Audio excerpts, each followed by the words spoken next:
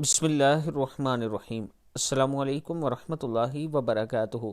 مصائب اور مشکلات اور قرض سے نجات کی دعائیں، اللہ تعالیٰ کے اسم اعظم والی آیات اور دعائیں پڑھیں۔ پہلی دعا ہے وَإِلَٰهُكُمْ إِلَٰهٌ وَاحِدٌ لَا إِلَٰهَ إِلَّا هُوَ الرَّحْمَٰنُ الرَّحِيمُ، اور تمہارا معبود ایک ہی ہے، اس کے سوا کوئی سچا معبود نہیں، وہ نہایت مہربان بہت رحم کرنے والا ہے۔ دوسری دعا ہے بسم اللہ الرحمن الرحیم، الف لام میم، اللہ لا الہ الا هو الحی القیوم۔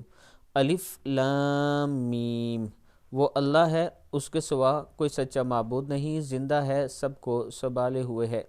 بسم اللہ الرحمن الرحیم، اللہ لا الہ الا هو الحی القیوم، وہ اللہ ہے، اس کے سوا کوئی سچا معبود نہیں، زندہ ہے، سب کو سنبھالے ہوئے ہے۔